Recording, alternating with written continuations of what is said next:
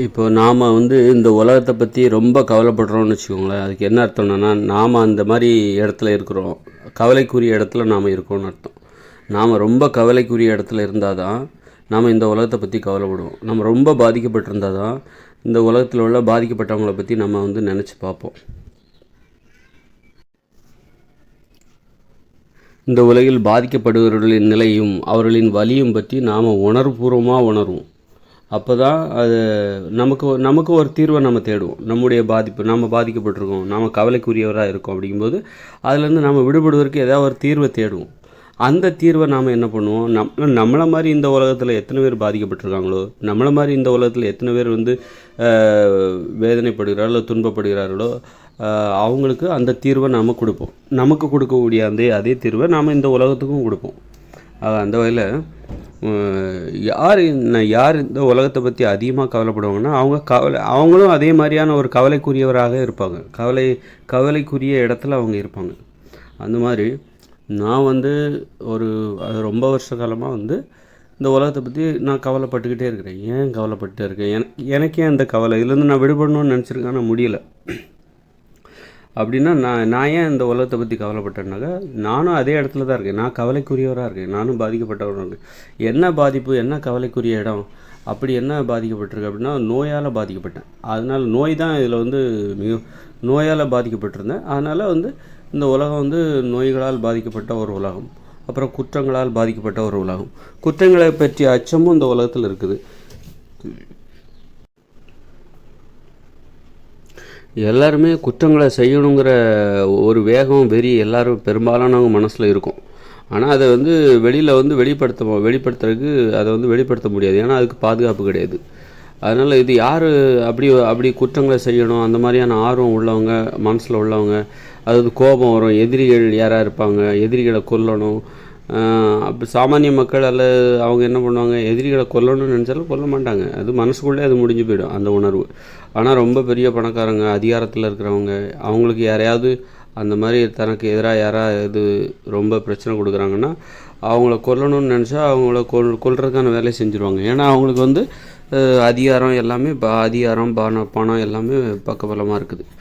அதனால் அவங்க அந்த வேலையை செஞ்சுருவாங்க. அதனால் இந்த உலகத்தில் எல்லோரும் நோய்களால் எப்படி பெரும்பாலான மக்கள் பாதிக்கப்பட்டிருக்காங்களோ, அது மாதிரி வெளிப்படுத்த முடியாத குற்ற உணர்ச்சிகளால் பாதிக்கப்பட்டிருக்காங்க. எல்லாத்துக்கும் கோபம் இருக்குது, அடிக்கணும், கொல்லணும், எதிரிகளை கொல்லணும் அப்படிங்கிற அந்த கோபம் எல்லாத்துக்குமே இருக்குது. ஆனால் வெளிப்படுத்துறதில்ல. ஆனால் கடந்த காலங்களில் வெளிப்படுத்தினாங்க. போர்கள்லாம் நடைபெறும்போது அவங்க சண்டை போட்டு எல்லாம் அசிங்கப்பட்டு தோற்று போய் இன்றைக்கி மனசுக்குள்ளே கோபம் வரும். அதெல்லாம் நம்ம வெளியே காட்டிக்கிட்டு இருந்தால் நமக்கு அது பாதுகாப்பு கிடையாது. இன்றைக்கி சட்ட ரீதியாகவும் ஒரு பாதுகாப்பு இருக்குது. யாரையும் அந்த அளவுக்கு யாரையும் நம்ம அடிச்சிட முடியாது. ஆனால் எல்லாத்துக்கும் அந்த மனசுக்குள்ளே ஒரு கோபம் இருக்குது, ஒரு கொலைவெறி இருக்குது. ஏன் அது அப்படி வருது, ஏன் கொலைவெறி வருது? குற்ற உணர்ச்சிகளால் பாதிக்கப்பட்டிருக்காங்க. இன்றைக்கி மக்கள் குற்ற உணர்ச்சிகளால் நோய்களால் எப்படி பாதிக்கப்பட்டிருக்காங்களோ எல்லாத்துக்கும், அதாவது நோய் இல்லாதவங்க ரொம்ப விரல் விட்டு எண்ணி விடலாம், அந்த அளவுக்கு இருக்குது. அப்படி தானே? அதே மாதிரி மனசுக்குள்ளே குற்ற உணர்ச்சிகள், கொல்லணும், வெட்டணும், அடிக்கணும், கெட்ட வார்த்தை போடுறது, அதுவும் ஒரு குற்றம் தான். சொல் குற்றம், அது வார்த்தையில் உள்ள குற்றம், பேசுவதில் உள்ள குற்றம். அது மாதிரி கொல்லணும், வெட்டணும், குற்றணும், அப்புறம் அது ஒரு குற்ற உணர்ச்சி. அது மாதிரி இந்த லஞ்சம் வாங்கிறது, ஊழல் பண்ணுறது, இது ஒரு குற்ற உணர்ச்சி. குற்றங்களால் பாதிக்கப்பட்டிருக்காங்க. அவங்க குற்றம் செய்கிறாங்க அப்படின்னா என்ன அர்த்தம்? குற்றங்களால் பாதிக்கப்பட்டு இருக்காங்க. நோய்கள், இப்போ ஒருத்தர் உடம்புல நோய் இருக்குது அப்படின்னா என்ன அர்த்தம்? நோயால் பாதிக்கப்பட்டிருக்காரு அப்படின்னு தான் நம்ம சொல்கிறோம். அப்போ ஒருத்தர் லஞ்சம் வாங்குறாருன்னா அது ஒரு குற்றம் அப்படின்னா அந்த குற்றத்தால் அவர் பாதிக்கப்பட்டிருக்காரு. எப்படி அதான் வாங்குறது தான் ஒரு பாதிப்பு. அவர் லஞ்சம் வாங்குறாருன்னா அது ஒரு பாதிப்பு அவருக்கு. ஐயோ லஞ்சம் வாங்குறாரு, பரிதாபத்துக்குரியவங்க அவங்கெல்லாம். ஊழல் பண்ணுறாரு அப்படின்னா ஐயோ பாவம் ஊழல் பண்ணுறாரு அப்படிங்கிறது ஒரு பரிதாபத்திற்குரிய விஷயம். ஏன்னா நேர்மையாக இருக்கிறாங்க பாருங்கள், அவங்க தைரியமாக இருப்பாங்க. இந்த ஊழல் பண்ணுறவங்க, லஞ்சம் வாங்குறவங்க எல்லாம் பீச்சாடி பசங்க வெளியே. அதனால் அது ஒரு பாதிப்பு. நீ நேர்மையாக இல்லைன்னா, உனக்கு அது தெரியல, நேர்மையாக இருக்கணுங்கிறது உன் அறிவுக்கு எட்டலை அப்படின்னா உனக்கு ஏற்பட்ட பாதிப்பு. நீ ஒரு சாக்கடையில் கிடக்கிற. அந்த மாதிரி குற்ற உணர்ச்சிகளால் பாதிக்கப்பட்டிருக்காங்க. நேர்மையாக இல்லாமல் இருக்குது, உறவுமுறைகிட்ட நேர்மையாக இருக்கிறது, கணவன்கிட்ட மனைவிகிட்ட கணவன் நேர்மையாக இல்லாமல் இருக்கிறது, அது மாதிரி தொழிலில் ஏமாத்துறது, இந்த சில தனியார் மருத்துவர்கள்லாம் ஏமாத்துறாங்கள்ல பணத்துக்காக, நோயாளிகளை ஏமாத்துற மாதிரி.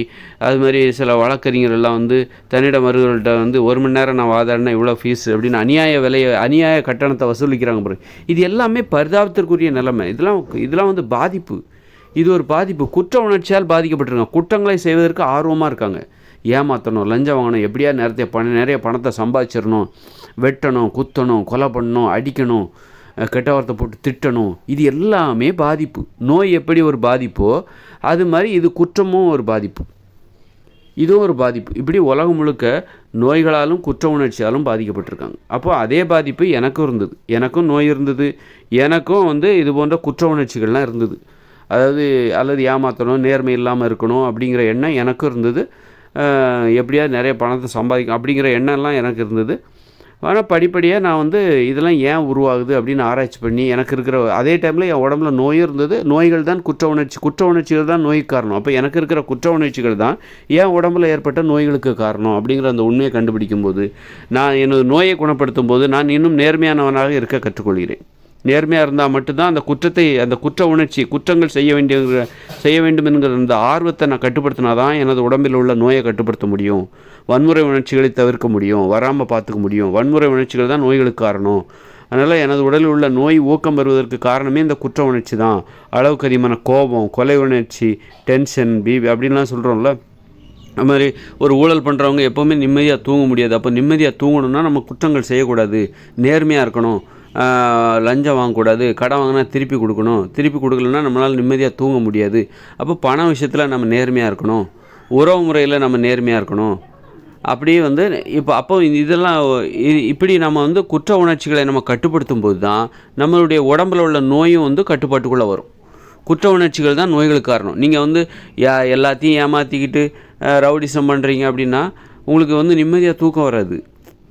உங்களுக்கு கட்டுப்பாடே இருக்குது. கெட்ட பழக்கங்கள் எல்லாத்தையும் பண்ண ஆரம்பிச்சிருவீங்க. மது அருந்த ஆரம்பிச்சிருவீங்க, புகைப்பிடிக்க ஆரம்பிச்சிருவீங்க, பாலியல் உறவுகளில் உண்மையாகவே இருக்க மாட்டீங்க. உங்கள் மனைவிக்கு நீங்கள் உண்மையாக இருக்க, உங்கள் கணவனுக்கு உண்மையாக இருக்க மாட்டீங்க, காதலனுக்கோ உண்மையாக இருக்க மாட்டாங்க. அப்போ என்ன ஆகும் அப்படின்னா அவங்களுக்கு யாரை பார்த்தாலும் நம்பிக்கை வராது, பயந்து போயிருப்பாங்க. யார் பார்த்தாலும் உங்களுக்கு நம்பிக்கை இருக்க, பாதுகாப்பு இருக்க, நிம்மதியாக தூங்க முடியாது. கெட்ட பழக்கங்கள் தாராளமாக எப்போ வேணாலும் நமக்கு சாவு வரும். அப்படிங்கும்போது நாம் எதுக்கு நல்ல பழக்கங்களை கடைபிடிக்கணும்? நமக்கு பாதுகாப்பே கிடையாது, எப்போ வேணாலும் நமக்கு மரணம் வரும். அப்படிங்கும்போது நாம் எதுக்கு கட்டுப்படாமல் ஒழுக்கமாக இருந்து நம்ம என்ன பண்ண போகிறோம் அப்படின்ட்டு அந்த குற்ற உணர்ச்சிகள் தான் இந்த நோய்களுக்கு காரணம். குற்ற உணர்ச்சிகள் தான் கெட்ட பழக்கங்களுக்கும் காரணமாக இருக்குது. அப்போது நான் வந்து என் உடம்புல உள்ள நோயை குணப்படுத்தணும் அப்படின்னு நான் நினைக்கும்போது அப்போது வந்து இந்த என்னுடைய நோய்ங்கிறது என்னென்ன வந்து மரணத்தை பற்றிய பயம் தான். நோய் வந்தால் மரணம் வரும், அப்படி தானே? அப்போ நோய் வந்தால் உங்களுக்கு மரணம் வந்துடும். அப்படின்னா மரண பயம் வந்துட்டாலே உங்களுக்கு நோய் வரும். மரண பயத்தை எது ஏற்படுத்தும்? இந்த குற்றங்கள். உங்கள் உடம்புக்கு பொருந்தாத உணவுகளை சாப்பிட்றது, அதுவும் ஒரு குற்றம் தான். அது சாப்பிட்டா உங்களுக்கு நோய் வரும். நோய் வந்துன்னா மரண பயம் வந்துடும்.